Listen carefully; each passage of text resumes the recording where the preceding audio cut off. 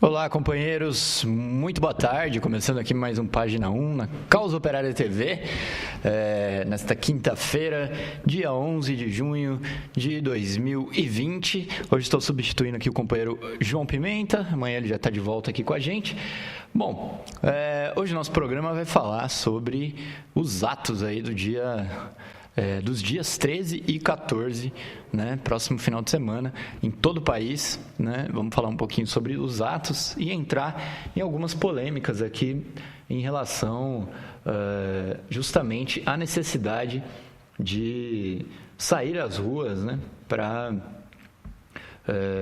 sair às ruas para derrubar o Bolsonaro. Bom, antes da gente falar justamente dos atos aí em todo o país, vamos passar alguns dados aqui do coronavírus atualizados, porque isso tem muito a ver com o nosso tema também, nosso tema de hoje, né, das manifestações e as polêmicas envolvendo esse problema, né? O Brasil ele já está chegando aí às 40 mil mortes por coronavírus, né? Logicamente que esses dados aqui são subnotificados, né? Nós temos muito mais mortes a essa altura e, principalmente, muito mais casos da doença, que já chegam aí quase em 800 mil casos, né? São 775.581 casos de coronavírus, né? Por que há essa subnotificação, né? Não há testes, não há nenhuma política séria aí do governo para identificar os contaminados, os assintomáticos, né, para que se possa fazer uma política séria de isolamento, né, não há também nenhuma política, nem vou dizer aqui, para garantir aí o atendimento médico de todas essas pessoas, é um verdadeiro caos. Nós, no início da pandemia, a gente dizia, né, que o Brasil, pelas condições do país, e tanto as condições econômicas, as condições de estrutura, né, um país muito grande, etc e tal, como principalmente pela política da direita golpista que né, governa o país, tanto os estados como o governo federal, né, essa pandemia do coronavírus atingiria aí números catastróficos no país, e é o que está acontecendo, né? Inclusive, se levarmos em conta a subnotificação, esse número que já a essa altura os números oficiais que já estão próximos dos 800 mil, facilmente, né, ultrapassam 1 milhão de casos, né? Inclusive, pesquisas aí já de semanas atrás já mostravam, né, que o Brasil atingiria os 2,5 milhões de casos, né, da doença, né? É um número gigantesco de pessoas, né? Os governos e a imprensa procuram, apesar de passar esses dados, eles procuram não criar nenhum clima de desespero entre a população, né, para não gerar nenhuma revolta social por conta disso. Mas fato é que 40 mil mortes já é uma situação muito, muito drástica, muito grave. Portanto, a tendência é que a gente chegue aí, né, justamente a essa catástrofe, né? Nós já estamos nessa catástrofe, conforme a gente vinha denunciando no início, e que, logicamente, que a burguesia procurava se mostrar aí dona da situação, né, no controle da situação, etc e tal, né, para impedir, né, qualquer tentativa aí, qualquer revolta social envolvendo o problema. O Brasil, inclusive, já a essa altura, já tem notícias aqui que apontam que o Brasil deve ultrapassar os Estados Unidos. E os Estados Unidos, é bom que se diga, chegou aí já ele já ultrapassou aí as 100 mil mortes, né? Os Estados Unidos ainda são o centro da pandemia mundial. E o Brasil, nesse ritmo aqui, deve ultrapassar esses dados dos Estados Unidos e se tornar o primeiro país aí, né? O epicentro da epidemia, como o pessoal fala.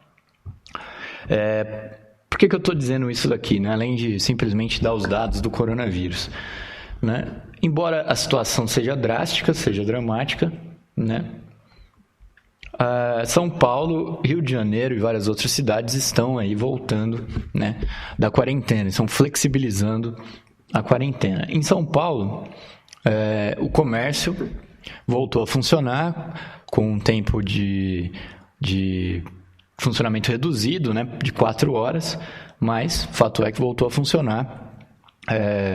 Os noticiários aí já registram muitas pessoas nas ruas, e o mais interessante, né, o mais grave, é a superlotação aí dos ônibus e do transporte público em geral, né? Inclusive, uma denúncia aqui diz que, embora o comércio tenha voltado a funcionar, o que significa mais gente na rua e mais trabalhadores saindo para trabalhar, embora tenha acontecido isso, a frota de ônibus, né, em São Paulo não foi mudada, não foi retomada aí conforme estava antes da quarentena. Ou seja, transporte público, isso aí só pode resultar no transporte público lotado, né? Então,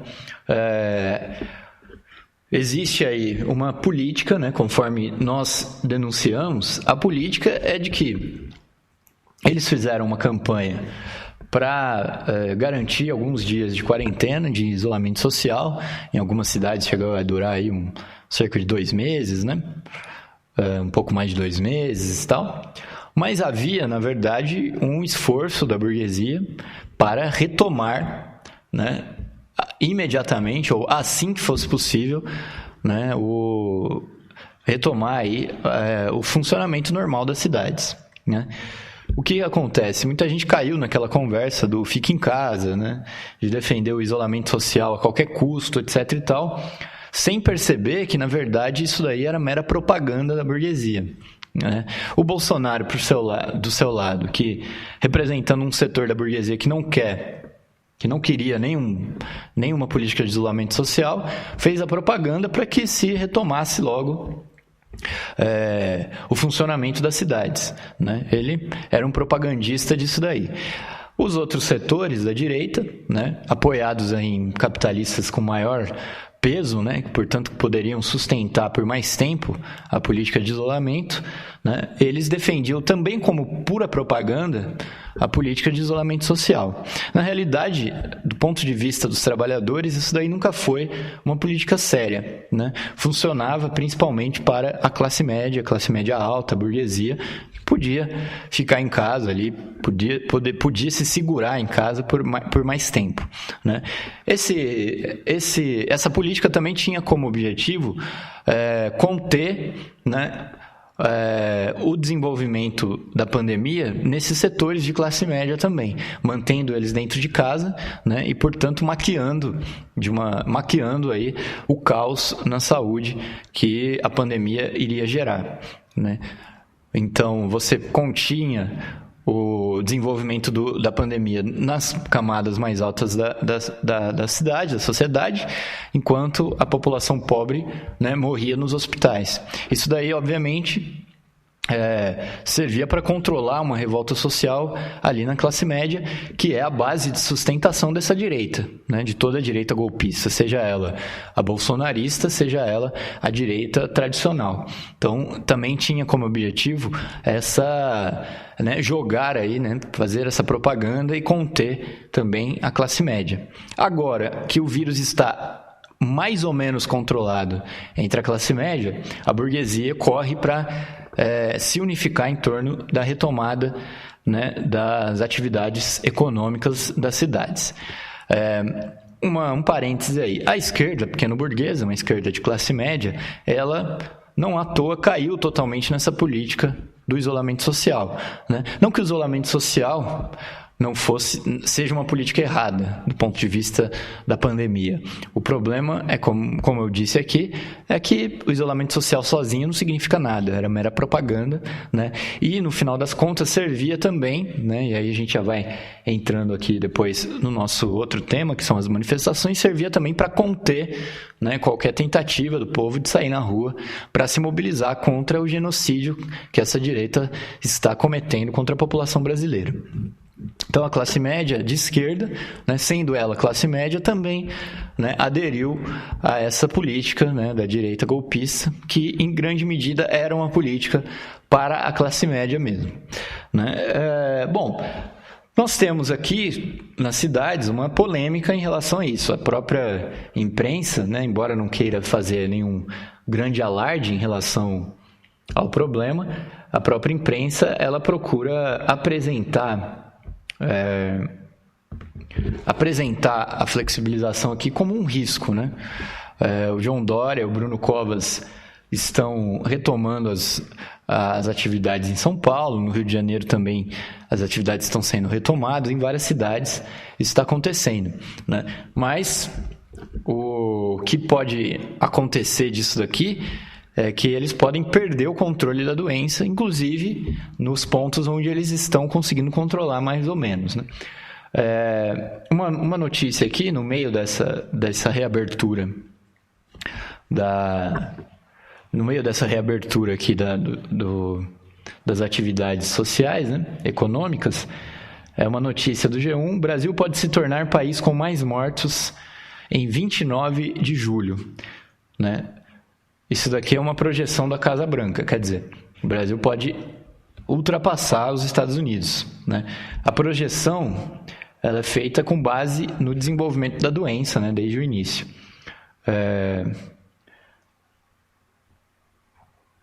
Então, aqui diz que o pico da pandemia nos Estados Unidos foi em 14 de abril, com 2.262 mortes. E que o Brasil poderia dobrar isso daqui, né? O Brasil teria recordes mundiais de total de mortes e de número de mortes em um dia.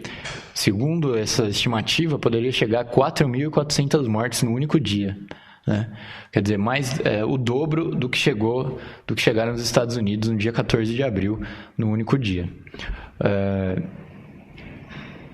Segundo também essas estimativas, no dia 29 de julho, a projeção desses matemáticos aí é de que o Brasil teria 137.500 mortes, né? Enquanto que e aí ultrapassaria os Estados Unidos que teriam aí 137 mil mortes, né? Então isso aconteceria até o dia 29 de julho, né? Quer dizer, em meio a essas notícias, né, os governos aí estão retomando as atividades sociais. Existe também, né, matérias aí de hoje, né, mostram, por exemplo, as cidades já cheias, né, os calçadões aí nas áreas comerciais já lotados de gente. Matérias dão conta também de que o distanciamento social não está sendo respeitado nos shoppings, né? Os shoppings também voltaram a funcionar, né? Quer dizer, é uma situação grave. Outra notícia importante é a seguinte: segundo matéria do G1, o número de novas mortes em São Paulo, na capital de São Paulo, ela está controlada, né? A média ela caiu, né, por dia. Mas, segundo a informação, na Grande São Paulo, nas cidades ao redor da capital, esse índice, né, essa média de mortes segue aumentando. Quer dizer, a retomada das atividades pode gerar novamente um aumento das mortes na capital, porque, obviamente, esses moradores das cidades em torno da capital, né, esses moradores em torno da capital, eles frequentam, né, durante o dia justamente a cidade de São Paulo, né? Isso é uma característica muito comum da região metropolitana de São Paulo, assim como é em geral nas regiões metropolitanas, né? A atividade econômica dos moradores das cidades aí da Grande São Paulo, né? Na sua maioria acaba girando em torno, né, da cidade de São Paulo. Então isso daí pode levar a um retorno aí do aumento da média de mortes por coronavírus na capital. A gente tem que acompanhar o que está acontecendo. Os especialistas aqui, os médicos, dizem que essa flexibilização ela acontece no momento errado, não deveria estar acontecendo, o que é meio óbvio também, né? Vamos pensar bem, isso daqui é mais ou menos óbvio, porque, como a gente viu aqui, os casos de coronavírus no país ainda estão aumentando, né? A média por dia de mortes por dia também tem aumentado, né? E segundo as projeções, o Brasil deve ultrapassar os Estados Unidos aí em julho, né? Então, obviamente que isso daqui responde ao interesse da burguesia, que quer aí retomar logo as atividades econômicas, né, no país, porque já deu, né, digamos assim, já foi o tempo... Já foi o tempo aí de fazer essa propaganda do isolamento social, o vírus já está mais ou menos controlado na classe média. A imprensa golpista, embora, né, vai divulgar, não tem como esconder completamente o que está acontecendo, eles vão procurar, né, procurar passar um clima de que tá, mais ou menos a situação está controlada, né, mas obviamente não se trata disso. Bom, por falar nisso, né, enquanto a burguesia está aí correndo para flexibilizar a quarentena, né, fazendo todo mundo aí meio que está fazendo aí, todos aqueles que defenderam cegamente o isolamento social, está fazendo o pessoal de bobo, né? Porque e agora, como fazer, né? Agora que a burguesia decidiu reabrir tudo, o que fazer, né? E setores da esquerda ainda insistem em dizer que não se deve sair na rua para se mobilizar, né? Dessa maneira aqui, a gente só pode, né, as pessoas que ainda mantêm essa posição, elas estão aí na verdade, estão sinalizando para o povo que é o seguinte: a gente, trabalhador, você pode sair para trabalhar, você pode sair para ir fazer compra, você pode pegar o ônibus lotado, né? Mas você não deve de nenhuma maneira fazer mobilização, porque isso sim é perigoso para a pandemia, né? O que isso daí significa? Significa que nós estaríamos dizendo, né, a política que a gente estaria levando para a população, para o povo, né, é a de que ele deveria aceitar morrer calado, porque é disso que se trata. Se antes já era isso, né, porque a situação do povo nunca foi de isolamento social, né, agora mais ainda, né? Aí está os ônibus lotados, essa imagem aí muito interessante aí da situação do transporte em São Paulo, né? Logicamente que isso daí, não garante nada. Pode colocar 1000 máscaras, né, que isso daí não vai garantir que a pessoa não vai ser contaminada. Bom, e aí nós temos a seguinte situação: nós estamos sinalizando para a população de que ela tem que morrer calada, né? Ela não pode fazer mobilização, não pode sair nas ruas, etc e tal. Restaria aí fazer panelaço, que é só uma demonstração de que a pessoa está insatisfeita, mas não é nenhuma demonstração de força, né? Uma coluna assinada aqui por Mário Vitor Santos, né, está publicada aqui no site Jornalistas pela Democracia e também no site do Brasil 247, defende que não só o pessoal não tem que sair na rua, como também diz que o Bolsonaro estaria se aproveitando das mobilizações, né? É o seguinte: cada vez mais desesperado, aparecia em público todos os finais de semana, né? Bolsonaro. Desprotegido, desprezava as recomendações dos cientistas, dava um péssimo exemplo, digno de um criminoso sanitário, servindo como modelo de que um líder não deve fazer. Agora deu-se o oposto. Setores da esquerda puxaram e o próprio PT foi ambíguo. Deveria ter sido firme e defendido a posição dos especialistas, dos médicos, da OMS. Lembrando que a OMS fez uma patetice aí nesses últimos dias, falando que podia sair na rua porque os assintomáticos não transmitiam vírus, aí depois voltou atrás, etc. Está mostrando que a OMS não é nada mais, né, do que o óbvio. É uma organização política antes de qualquer coisa. Ou seja, ficado firme na posição de defesa do máximo de isolamento social nesse momento para evitar o contágio. E com ele o agravamento criminoso da pandemia no Brasil. País que agora nos enche a todos de dor e vergonha por ser o epicentro mundial da praga. O que acontece? Segundo esse colunista, né, o fato de que a esquerda está saindo agora na rua, isso daqui vai fazer com que o Bolsonaro dê uma volta aí na esquerda, né? Agora não é mais o Bolsonaro o irresponsável que saía nas ruas, mas é a esquerda, né? Isso daqui é absurdo, essa posição é absurda, né? Porque sem mobilização nós vamos aí, né, como eu falei, permitir que o povo, não só que o Bolsonaro, mas que os governos em geral, que estão agora flexibilizando a economia, que o povo morra, né? Que o povo morra na miséria, que o povo morra na doença sem se manifestar, né? Como é que fica essa situação? É preciso sair na rua, tudo bem, podemos tomar todas as medidas de segurança, é preciso que se tome, né? A epidemia está aí, é preciso saber o que fazer diante dela. Agora, dizer que não é preciso, não podemos sair na rua, até quando que a população vai aguentar, né? Ter que ir trabalhar, mas não poder se manifestar, por exemplo, é absurdo. Sem contar também que isso daqui já é uma parte da esquerda vivendo no passado, né? Um setor da esquerda está nos criticando aí por estar convocando manifestações para o próximo final de semana, né? Isso é absurdo também, né? Estão vivendo no passado, né? A população já mostrou não só que quer sair nas ruas, ela mostrou também que efetivamente quer e saiu nas ruas nesses últimos finais de semana, né?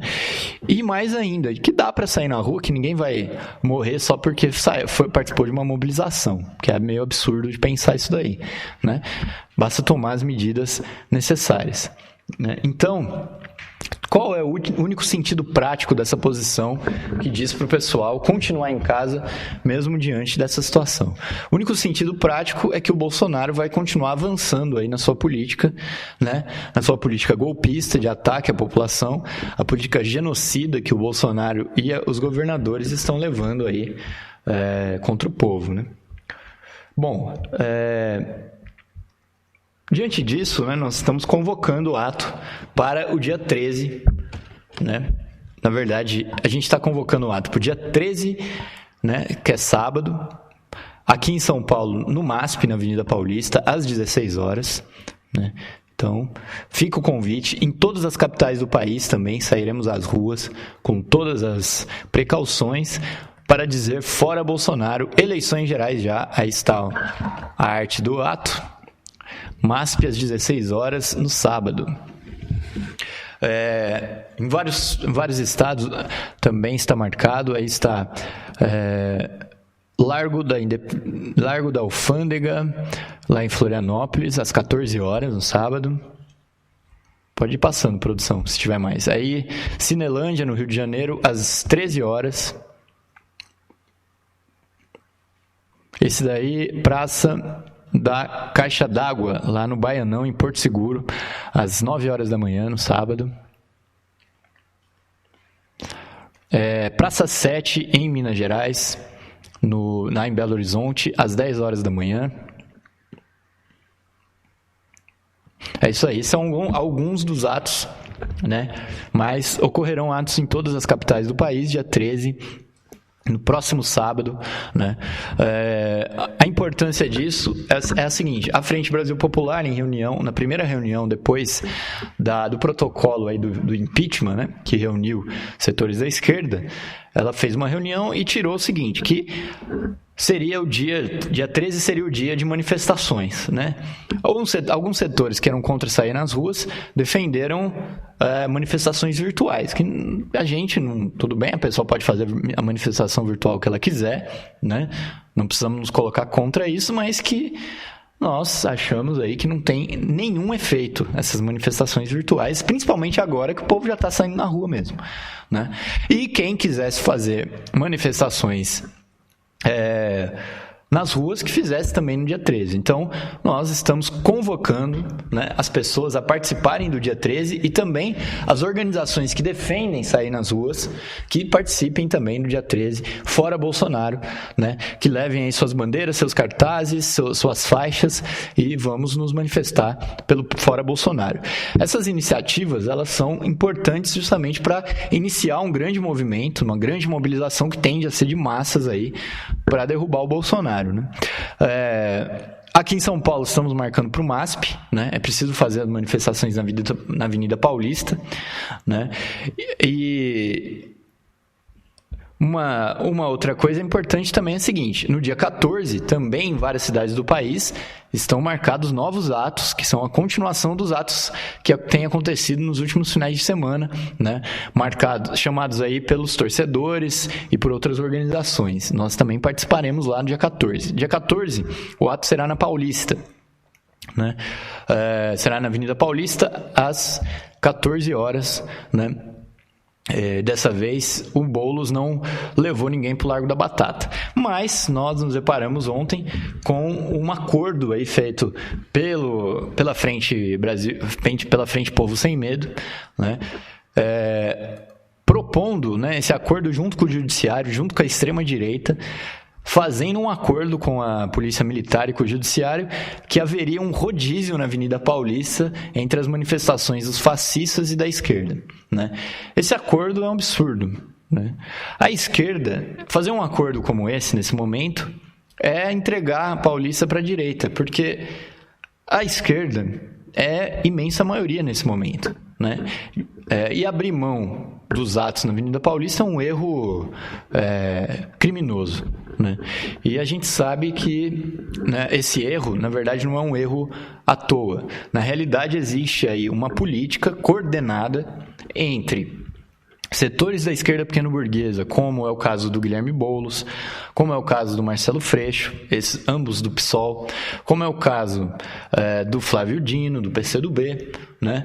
E de vários outros setores da esquerda que tem se lançado na frente ampla com a direita golpista, o FHC, o Rodrigo Maia, o Ciro Gomes, etc, etc, etc. Esses setores não querem um enfrentamento com a direita, não querem um enfrentamento com os bolsonaristas, porque eles não querem perder o controle da situação política, né? Eles querem controlar o Bolsonaro, né? E daí eles aparecem como sendo oposição ao governo Bolsonaro, quando na verdade não são de verdade.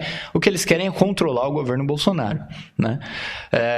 Tanto que boa parte desses manifestos de frente ampla que foram assinados aí por Guilherme Boulos e companhia, nem aparece a palavra de ordem de fora Bolsonaro, né? Esses setores foram os responsáveis por colocar o Bolsonaro no poder. Eu nem preciso repetir tudo aqui que a gente já vem martelando, mas fato é que é preciso chamar a atenção numa coisa, né? A Frente Povo Sem Medo se coloca aí, né, como a grande representante da esquerda nacional, assinando esses acordos com a extrema-direita, né? Nós aqui do PCO, e na nossa opinião, nenhum outro grupo da esquerda tem que se sentir representado aí pelo Guilherme Boulos, pela Frente Povo Sem Medo, coisíssima nenhuma. Se eles querem assinar um acordo com a extrema-direita, eles que assinem, né? Se a Frente Povo Sem Medo não quer enfrentamento com a direita, eles que digam por eles mesmos, né? A manobra aqui, né, visa enquadrar toda a esquerda, todos os movimentos populares, né, no chiqueirinho aí, no cercadinho do Guilherme Boulos. Isso daí nós não vamos aceitar, ninguém deve aceitar isso daí, né? Um partido grande como o PT, por exemplo, não deveria aceitar isso de jeito nenhum, né? O PT é infinitamente maior do que é o Guilherme Boulos, inclusive do que é toda a Frente Povo Sem Medo junta. Só o PT como partido é muito maior do que a Frente Povo Sem Medo, né? Que seria aí uma frente com várias organizações, etc e tal, né? Nem digo aí a Frente Brasil Popular e outras organizações de massa, como a CUT, etc e tal. Então, nenhuma organização da esquerda tem que se sujeitar a ficar aí no cercadinho do Guilherme Boulos. Se ele quer sentar na mesa com a extrema-direita fascista para assinar um acordo com o judiciário igualmente fascista, né, nos interesses aí do João Dória, do Fernando Henrique Cardoso, do Ciro Gomes, que apareceram aí na televisão falando que não é hora de sair nas ruas, né, da imprensa golpista que ficou produzindo, que está produzindo incessantemente, todos os dias, artigos nos jornais deles, reportagens na TV Globo, nas televisões, contra o enfrentamento com a direita, contra os baderneiros, entre aspas, a violência, etc e tal. Se eles querem, né, fazer o jogo desses aí, o resto da esquerda que não quiser não é obrigado a ficar no cercadinho do Guilherme Boulos. O Guilherme Boulos não fala em nome da esquerda, não fala em nome dos movimentos, né, da esquerda, dos movimentos populares. É preciso deixar isso daqui bem claro, né? É preciso mostrar isso daí, porque ninguém é obrigado a se submeter a um acordo, ainda mais quando se trata não apenas de um acordo aí que sentaram com a extrema-direita fascista, que já é uma coisa meio absurda você assinar um acordo com um fascista, né? E também já é absurdo também você estar aí de acordo no interesse dessa frente ampla composta por golpistas que, no fundo, também são fascistas como o Bolsonaro, né? Afinal de contas, o Dória, a polícia do Dória, que bateu nos manifestantes no domingo retrasado e no domingo passado, será que essa polícia é fascista? Será que o Dória é fascista? Será que o Bolsodória seria fascista? Né? Será que o Fernando Henrique Cardoso, que votou, né, no Bolsonaro fascista em 2018, será que ele é fascista, que deu o golpe de 2016 e colocou o Bolsonaro onde está agora? Será que eles são fascistas? Lógico que são igualmente fascistas, né? Então a esquerda não tem que se submeter, o Boulos não fala em nome da esquerda de nenhuma maneira. É preciso sair nas ruas no dia 13, no dia 14 e nos outros finais de semana é preciso sair na Paulista, é preciso sair nas ruas também, né, para escorraçar, é preciso acabar com a palhaçada, né, da direita fascista que nessa altura do campeonato são uma minoria, mas se a esquerda não se impor, não se impuser sobre essa direita e acabar de vez com os bolsonaristas, eles podem voltar a crescer, o Bolsonaro pode usar isso daí, né, essa minoria, que é a base social dele, para justificar, né, um apoio popular que, na verdade, ele não tem, né? Então é preciso escorraçar de vez, é preciso esmagar de vez essa direita, né, que está na rua. Então, fica aí esse recado, né? A esquerda precisa sair nas ruas, em São Paulo é preciso ir para Paulista, preciso colocar aí a direita para correr e não fazer acordo com o fascista. Uma coisa interessante também, um parênteses aqui, é que esse movimento dos torcedores que surgiu aí há 3 ou 4 fins de semana atrás, ele foi um movimento que apareceu para colocar a direita para correr. E agora o Guilherme Boulos apareceu na jogada, né? Na minha opinião, envolveu aí parte, né, das organizações aí, desses torcedores pressionados, né, pela pressão da própria direita, da polícia, do judiciário, que, né, nós sabemos aí que os companheiros das torcidas são muito perseguidos pelo judiciário, né? Então uma parte desses torcedores pressionados acabaram sendo envolvidos nessa manobra. E o Guilherme Boulos, né, retirou todo o objetivo, né, essas manifestações, elas foram criadas com o objetivo de colocar a direita para correr e agora quer enquadrar as manifestações ao ponto de sentar numa mesa com os fascistas para negociar, né, junto com o judiciário direitista. Quer dizer, a manifestação ela se transformou, né, se a gente deixar, né, se a gente não denunciar essa manobra do Guilherme Boulos, ela se transformou numa manifestação que foi criada para colocar a direita para correr, né? Sendo que a convocação das manifestações no dia 31 de maio era assim: quem for pacifista, nem venha. Era assim que as manifestações eram chamadas aqui em São Paulo, né?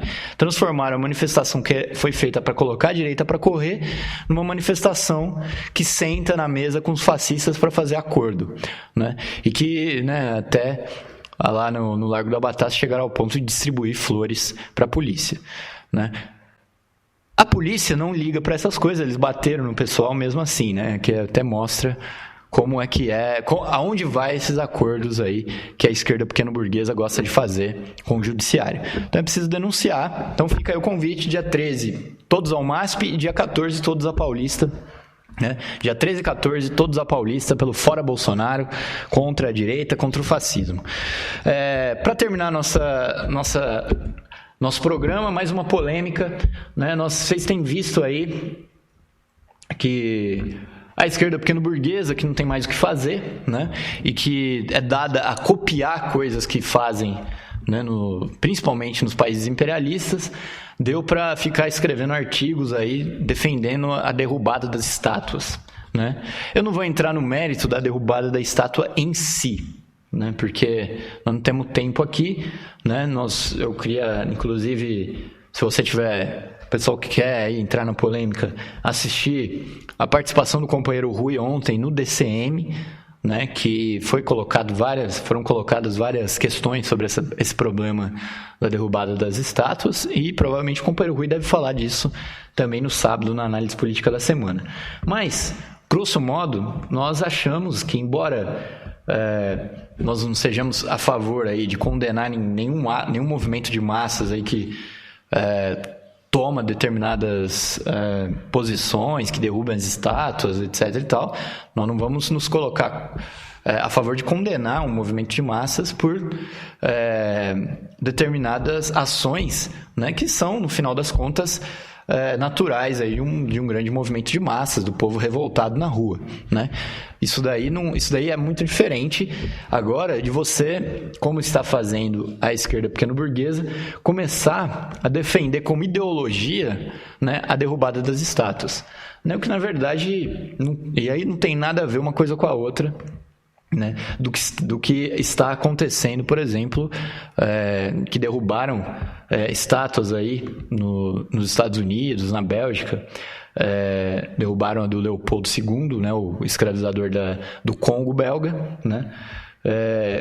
Essas estátuas, elas representam, em geral, né, independentemente de sermos a favor ou contra a queda, elas representam efetivamente, né, eles são realmente um símbolo aí do imperialismo, etc. e tal, né? Agora, o que a esquerda pequeno-burguesa brasileira deu a fazer, né, principalmente a esquerda identitária, é começar a planejar, né, começar a defender como ideologia, né, uma ideologia que é reacionária, né, diga-se de passagem, é uma ideologia bem reacionária, defender a queda de monumentos, estátuas, etc. e tal, né?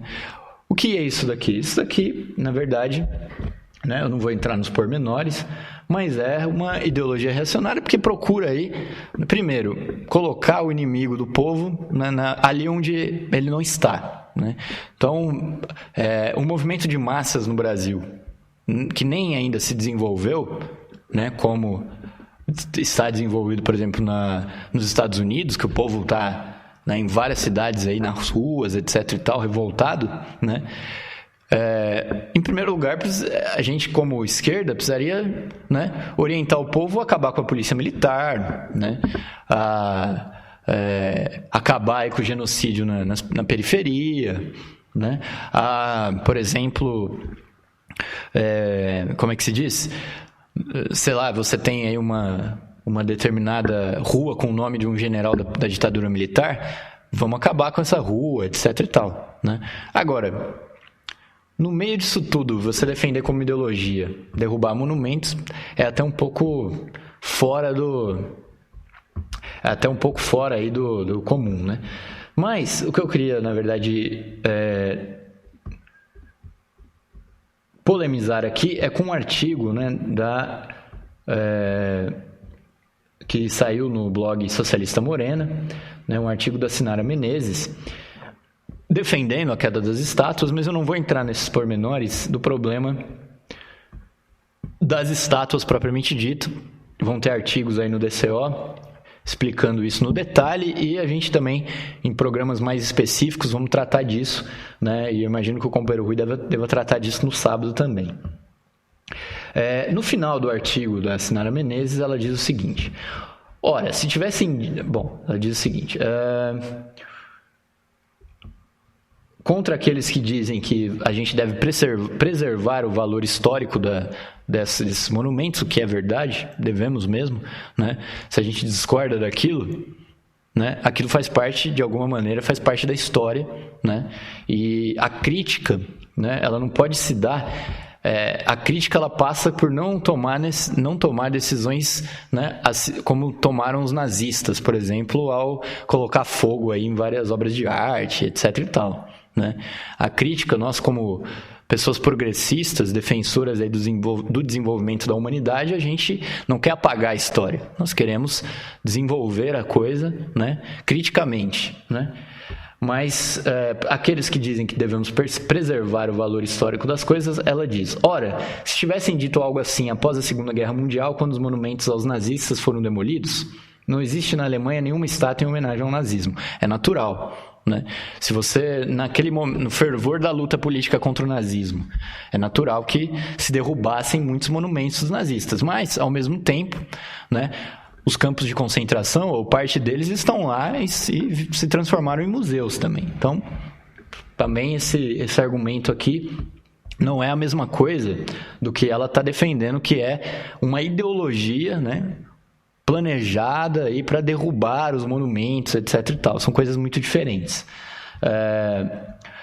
O mesmo aconteceu após o fim da União Soviética. Quem não se recorda as estátuas de Lenin sendo arrancadas das praças públicas? Alguém defendeu que elas fossem preservadas ali por seu valor histórico?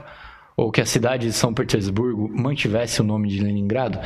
Aí nós já devemos aqui protestar contra a comparação, né, da derrubada das estátuas do Lenin com a derrubada aí dos tais monumentos em homenagem ao nazismo, né? Isso daqui é o identitarismo levado aí ao extremo, né? Quer dizer, o Lenin, que é um revolucionário, né, que colocou aí, né, que libertou a Rússia do czarismo, né, que libertou a classe operária, os trabalhadores, os camponeses na Rússia, né, que organizou o povo russo aí para a tomada do poder, né? O Lenin, ele seria como os nazistas, nesse caso aqui, segundo a Sinara Menezes, né? E a gente deve, nesse caso aqui, protestar contra esse absurdo, né? Como assim o fim da União Soviética, a derrubada das estátuas do Lenin não poderiam ser contestadas? É lógico que deveriam ser contestadas, né? Na realidade, quem derrubou as estátuas do Lenin no fim da União Soviética, né, foi aí uma política impulsionada pelo imperialismo, né? Logicamente que não vou entrar aqui em todos os pormenores do fim da União Soviética, que foi aí um resultado do próprio desgaste da burocracia, né, stalinista que tomou conta da União Soviética, mas essa derrubada da União Soviética depois, né, foi aí controlada, né, de acordo com os interesses do imperialismo, e é óbvio que a derrubada do Lenin, a derrubada da estátua do Lenin, por confusão ou não, né, deve ser contestada, é óbvio, né? Qual que é a comparação disso com os nazistas ou com a derrubada da estátua do rei Leopoldo II, que foi aí um verdadeiro genocida na colonização belga no Congo, né? Aonde ela quer chegar com isso daqui? Quer dizer, ao defender uma política totalmente reacionária, que é derrubar os monumentos aí da cidade, ela ainda defende que... Ela mostra que está o teor aqui, né? O que está por trás, né, dessa defesa, né? Que na realidade se justifica, inclusive, você acabar aí com derrubar as estátuas do Lenin, né, na União Soviética, que é um negócio muito absurdo, né? Então, fica aqui esse protesto aqui nosso contra essa ideia absurda, né? E, portanto, né, até como conclusão disso tudo, nós devemos dizer, nós não temos que defender como ideologia derrubada de estátua nenhuma, né? Se o povo, né, revoltado aí comete excessos, nós não vamos colocar contra, né? A revolução, a revolta social, ela não é perfeita, ela não é nada, ela não guarda em si aí nenhuma moralidade a não ser a própria revolução.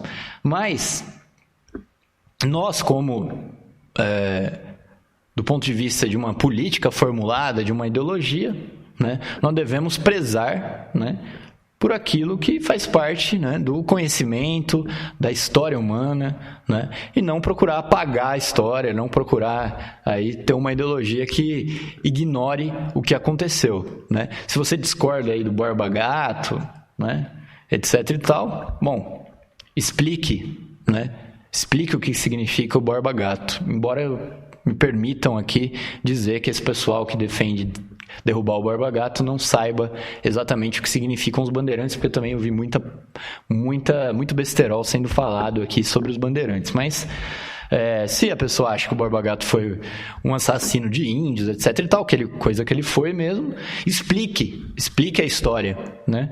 E não procure aí apagá-la, né? O que deveria ser óbvio para alguém progressista, para alguém de esquerda, mas que a esquerda pequeno-burguesa se deixa levar aí por um senso comum, né? E por uma política que procura copiar também o que vem de fora aí sem nenhuma crítica. E para terminar também é bom que se diga, essa mesma esquerda pequeno-burguesa que vem falar aí que a gente deve derrubar os monumentos, né, é a que fica fazendo campanha contra os infiltrados nas manifestações, porque os infiltrados, entre aspas, né, que na verdade não tem nada de infiltrados, são pessoas aí que estão radicalizadas nas manifestações, essas pessoas quebram as vidraças dos bancos, né, picham os muros, etc e tal, tentam atacar a polícia, ou melhor dizendo, reagir à violência policial, e essas mesmas pessoas aí que querem derrubar as estátuas, querem apagar a história, querem fazer isso daqui com os monumentos, são os que estão aí preocupados com o vandalismo nas manifestações. Por mim,